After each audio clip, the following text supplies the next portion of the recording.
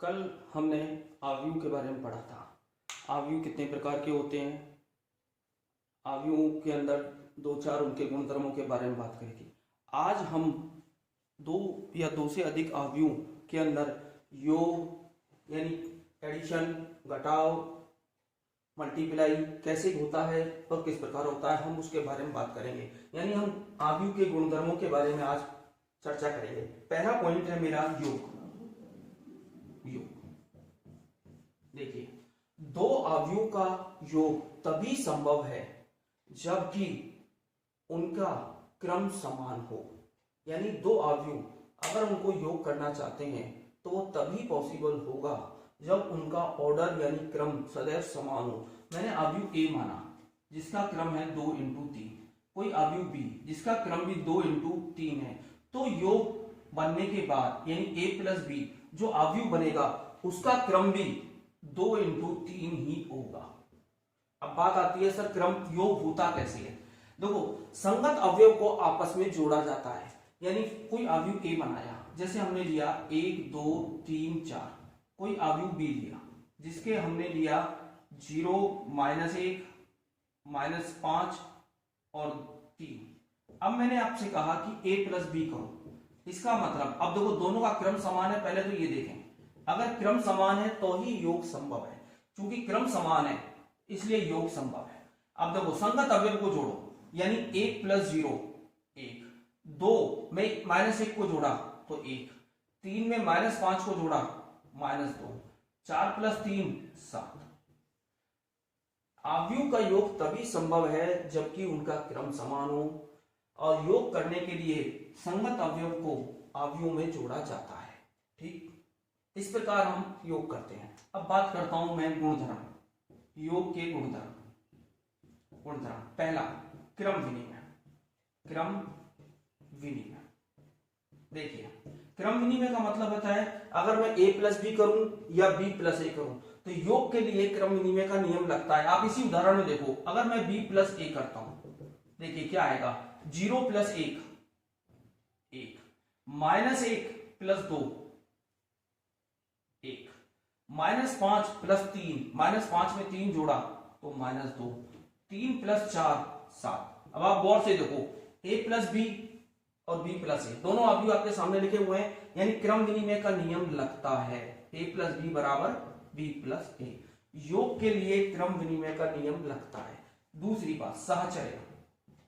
साहचर्य, अगर 3 आव्यूह a b और c हैं तो a प्लस b उसमें तीसरा आव्यूह c जोड़ूं, या मैं ये कहूं कि a plus b plus c संभव है। लेकिन ये याद रखना यहां क्रम समान है।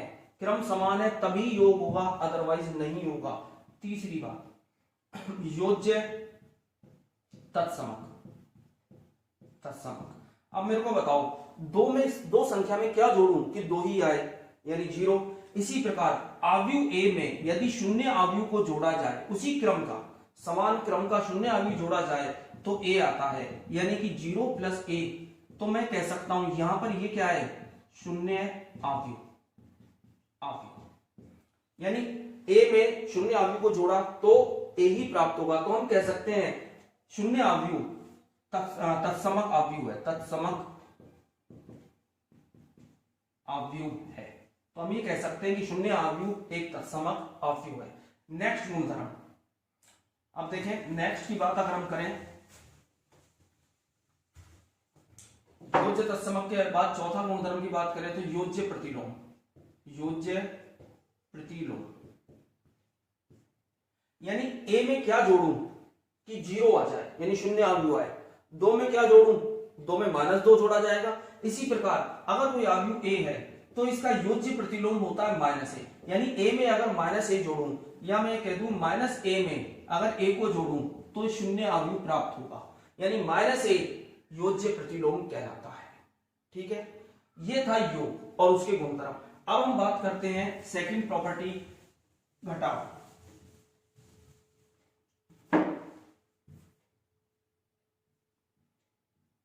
घटाव यानी सब्ट्रैक्शन। देखो बेटा, जैसे योग के लिए जरूरी था कि दो अवयव में योग तभी संभव था जब उनका क्रम समान हो, इसी प्रकार सब्ट्रैक्शन के लिए भी ये कंपलसरी है, यदि क्रम समान है तो ही घटाया जा सकता है। जैसे हमने कहा अवयव ए 1 2 3 4 5 6, कोई अवयव बी लिया -1 -4 3 7 -2 5, और अब मैंने कहा कि मुझे a माइनस बी करके दिखाओ। सबसे पहले तो एक क्रम देखो, ये 2 इंटू 3 है, इसका क्रम भी 2 इंटू 3 है। अगर क्रम समान है तो घटा सकते हैं, यानी a माइनस बी। अब जिस प्रकार योग के लिए संगत अवयव जोड़े गए थे, इसी प्रकार घटाओ में भी संगत अवयव ही काम में आएंगे, यानी 1 में से -1 घटाया, 4 में से 7 घटाया, 2 में से -4 घटाया, 5 में से -2 घटाया, 3 - 3 6 - 5। अब देखो क्या आंसर आ रहा है, 1 + 1 2 -3 6 7 0 1, यानी इस प्रकार घटा सकते हैं। ठीक है ना। अब देखो अगर मैं a माइनस बी करूं या b माइनस ए करूं, तो याद रखना हमेशा कि a minus b not equal to b minus a. आप करके देख लें, अगर a में से b को घटाऊं और b में से a को घटाऊं तो जरूरी नहीं है कि वो समान आए।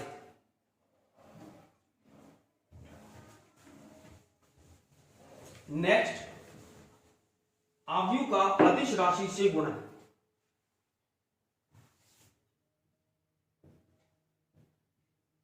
अदिश राशि से गुणा, यानी किसी भी अवयव को यदि किसी अदिश राशि से गुणा किया जाए तो क्या होगा। याद रखना, अगर किसी अवयव को किसी अदिश राशि k से गुणा करें तो अवयव के प्रत्येक अवयव से गुणा होता है। जैसे अगर मैंने कहा कोई अवयव a i j m cross n है, और अगर मैंने k से अगर a को गुणा किया, यानी k का गुणा, k अदिश राशि है तो k का गुणा अवयव के प्रत्येक अवयव से करूंगा। फॉर एग्जाम्पल लिया मैंने, जैसे a बराबर 1 -1 3 0। अगर मैंने कहा 2a निकालो, इसका मतलब 2 का गुणा प्रत्येक अवयव से करना है, तो क्या होगा 2 -2 6 0। अब देखो दोबारा एक, अगर -5 एक लिया तो क्या आएगा बताओ, यानी -5 का गुणा, तो -5 माइनस और माइनस +5 -15 0। यानी अगर किसी अदिश राशि से गुणा करना हो तो अवयव के प्रत्येक अवयव से गुणा किया जाएगा। नेक्स्ट,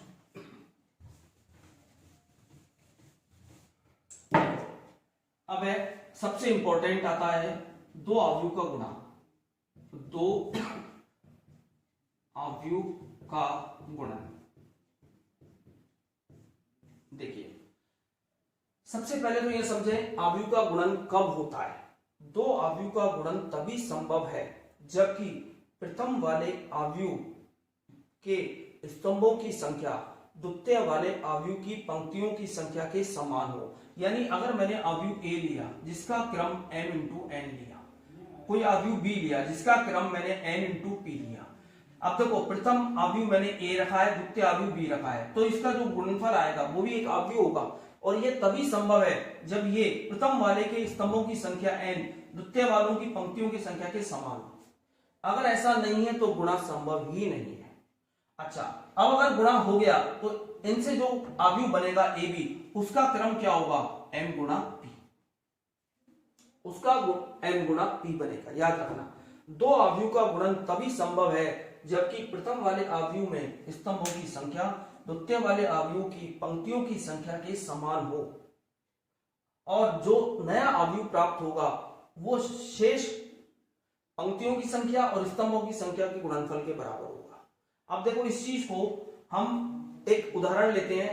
जैसे मैंने अवयव लिया a 2 × 3, b कोई अवयव लिया 3 × 5, और मैंने कहा ए बी बनाओ, तो देखो ए बी संभव है क्योंकि दोनों का ये समान है।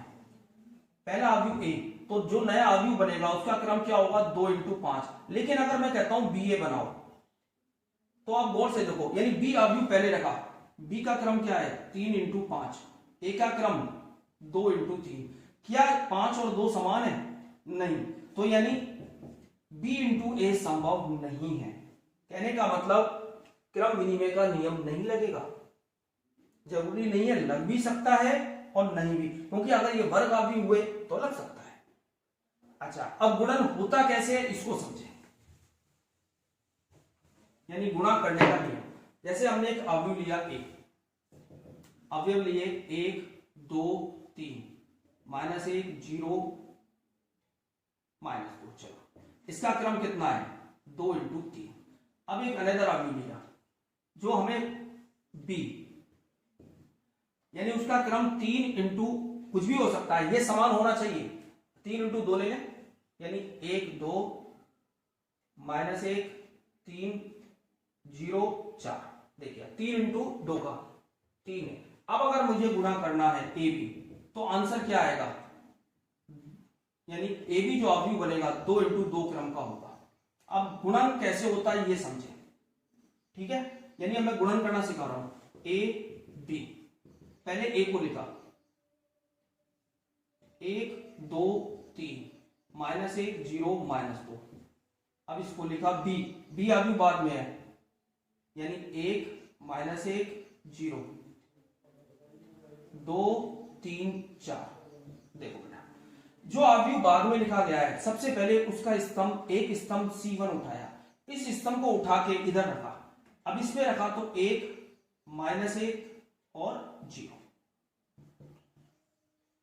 यानी अब ये पहला स्तंभ उठा के हमने इसको ऊपर रख दिया। अब 1 का गुणा 1 के साथ किया, यानी 1 × 1। अब प्लस 2 × -1, 2 का गुणा प्लस 3 × 0, क्योंकि 3 अवयव थे। अब नीचे आया, यानी -1 × 1 प्लस 0 × -1 प्लस -2 × 0। ठीक है, अब देखो द्वितीय स्तंभ C2 को उठाया, अब इसको हटा दिया, यहां रखा 2 3 4। अब यही प्रोसेस के साथ, यानी 2 × 1, 2 × 1 प्लस 3 × 2, 3 × 2 प्लस 4 × 3, 4 × 3। अब नीचे आए 2 × -1 प्लस 3 × 0 प्लस 4 × -2। अब आप देखो क्या आ रहा है, 1 -2 प्लस 0 -1 × 0 प्लस 0 प्लस 0। अब इधर देखो 2 6 12 -2 प्लस 0 -8। अब देखो -2 प्लस 1 यानी -1, 12 और 6 18 और 2 20, -1, -8 और -2 -10। यानी ये जो आंसर आया आप खुद देखिए 2/2 क्रम का आया कि नहीं आया।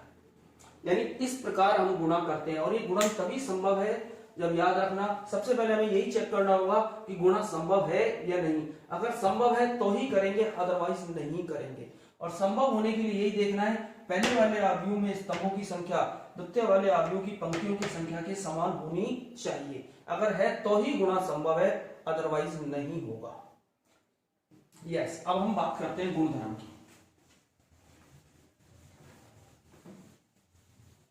देखिए गुणधर्म,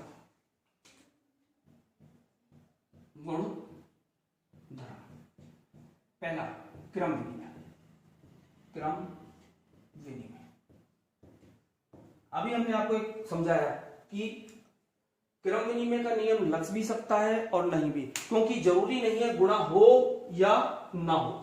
अगर गुणा होता ही नहीं है तो क्रम विनिमय का नियम लगेगा ही नहीं।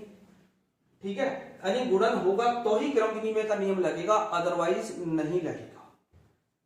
सेकंड बात, साहचर्य। साहचर्य देखो,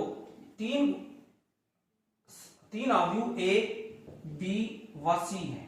इस प्रकार है कि ए बी तथा बी सी संभव है, यानी ए बी का गुणा भी संभव है और बी सी का भी। तो ए बी इंटू सी बराबर ए इंटू बी सी संभव है, यानी साहचर्य का नियम लग सकता है।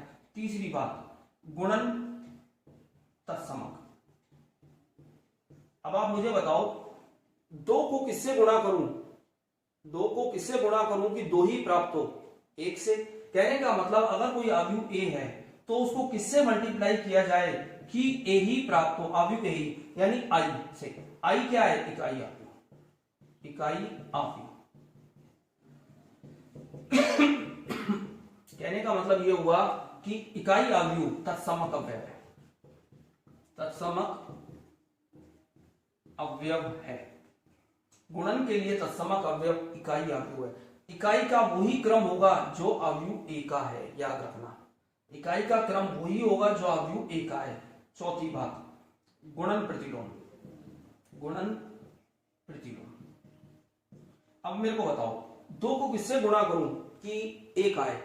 तो 2 का गुणा हम 1/2 से करते हैं। इसी प्रकार a को किससे गुणा करें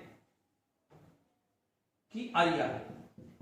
मैंने माना b से गुणा किया, तो मैं कह सकता हूं, या मैं इसको परिभाषा को इस प्रकार समझो, a और b, a व b 2 समान कोटि के वर्ग अवयव हैं, वर्ग अवयव हैं, तथा a इंटू बी बराबर आई, या मैं कह दूं b इंटू ए बराबर आई, तो मैं कह सकता हूं b a का गुणन प्रतिलोम है, गुणन प्रतिलोम है। या ये भी कह सकता हूं कि a b का गुणन प्रतिलोम है, यानी दोनों एक दूसरे के गुणन प्रतिलोम है। अगर 2 अवयव का गुणनफल इकाई अवयव प्राप्त हो तो हम कह सकते हैं कि एक अवयव दूसरे का गुणन प्रतिलोम है। नेक्स्ट पॉइंट, 5वें। देखिए, कोई अवयव a और b समान क्रम का है, अगर इन दोनों का गुणन a इंटू बी बराबर 0 अवयव आ जाए, 0 अवयव, यानी 2 अवयव जिनका गुणन 0 अवयव प्राप्त हो, तो मैं कह सकता हूं a व b 0 के भाजक है, भाजक है। a व b 0 के भाजक है। अब इस चीज को मैं उदाहरण ले रहा हूं। देखो, मैंने अवयव a लिया, अवयव a लिया 1 1 3 3, अवयव b लिया 1 -1, सॉरी चलो -1 1 1 -1, ये ले लिया। अब देखो a भी निकाला, पहले इसको पिक किया तो ऊपर क्या आएगा? 1 -1 -3 +3। अब इसको लिया 1 -1 3 -3, यानी ये क्या बना? 0 0 0 0। तो हम कह सकते हैं a b का, a तथा b 0 के भाजक है, अतः a व b 0 के भाजक हैं। हाँ तो बच्चों, अभी जो आपको आज समझाया, उम्मीद करता हूं आपको समझ में आ गया होगा। इसको अच्छी तरह समझें। अगर फिर भी कोई प्रॉब्लम है तो आप मुझसे फोन पे बात करें। अब मेरी प्रॉब्लम, क्योंकि कल मैं इसके बाद इनके ऊपर जो क्वेश्चंस हैं वो आपको दूंगा, जिससे आप करें। आज इसके नोट्स मैंने आपको भेजे और ये लेक्चर मैंने आपको समझाया उन नोट्सों का। Have a nice day.